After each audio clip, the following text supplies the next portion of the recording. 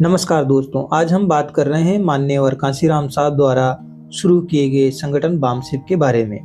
आज जहां पूरे देश में जय भीम और जय मूल निवासी की आग लगी है और बहुजन आंदोलन मनुवाद के साथ अपने संघर्ष काल से गुजर रहा है।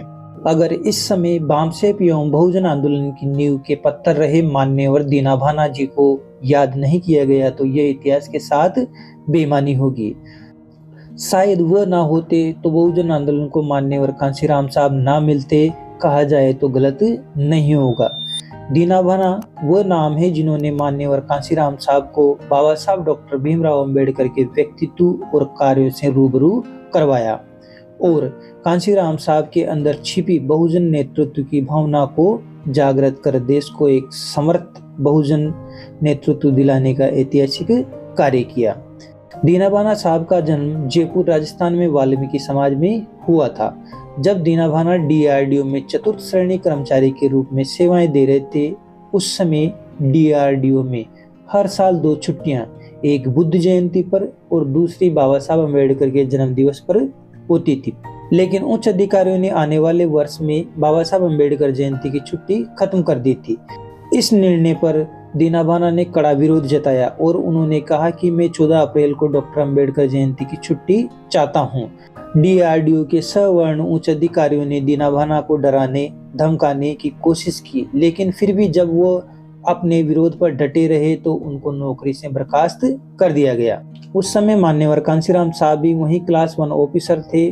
वे भी इस बात से अवगत हुए कि एक चतुर्थ श्रेणी का मामूली सा कर्मचारी बाबा साहब अम्बेडकर की जयंती की छुट्टी के मुद्दे पर अधिकारियों से भिड़ गए हैं। कांशीराम साहब दीना भाना से मिले और ये जाना कि जिनकी वजह से नौकरी चली गई वो बाबा साहब आखिर कौन है।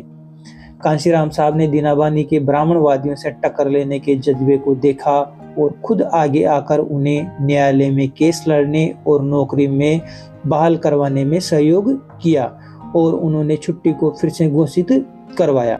इस लड़ाई में मान्यवर कांशीराम साहब के साथ डी.के. खारपड़े ने भी दीना भाना की बहुत मदद की। इस सारे घटनाक्रम ने मान्यवर कांशीराम साहब को पूरी तरह झकझोर कर रख दिया और उन्होंने डी.के. खारपड़े द्वारा दी गई बाबा साहब द्वारा रचित जाति का विनाश चर्चित पुस्तक को एक ही रात में 3 बार पढ़ डाला। वो पूरी रात सो नहीं सके। जाति के इस भयानक चेहरे और हजारों सालों के शोषण के बारे में जानकर उन्हें ऐसा लगा जैसे किसी ने उन्हें गहरी नींद से जगा दिया हो। बाबा साहब के जाने के बाद उनके आंदोलन के नहीं चल पाने के कारणों पर काफी गहराई से विचार करने के बाद मान्यवर कांशीराम साहब इस नतीजे पर पहुंचे कि जिस समाज की गैर राजनीतिक जड़ें मजबूत नहीं होती, उनकी राजनीति कामयाब नहीं हो सकती। इन्हीं गैर राजनीतिक जड़ों को मजबूत करने के लिए कांशीराम साहब ने डी.के. खारपड़े, दीना भाना और अन्य साथियों के साथ मिलकर SC, ST, OBC और माइनॉरिटी के सरकारी कर्मचारियों को एकजुट करने की रणनीति बनाई। इस तरह 6 दिसंबर 1978 को नई दिल्ली में बामसेप नाम का एक संगठन बनाया गया, जिसका पूरा नाम था backward and minority community employees federation, यानी पिछड़ा और धार्मिक अल्पसंख्यक कर्मचारी संघ। यदि दीना भाना ना होते तो ना बहुजन आंदोलन को मान्यवर कांशीराम साहब का नेतृत्व प्राप्त होता, न बामसेप होता और न ही व्यवस्था परिवर्तन हेतु अम्बेडकरवादी जन आंदोलन चल रहा होता।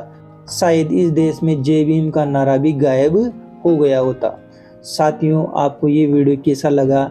इस वीडियो को लाइक करें, शेयर करें और चैनल को सब्सक्राइब करना न भूलें।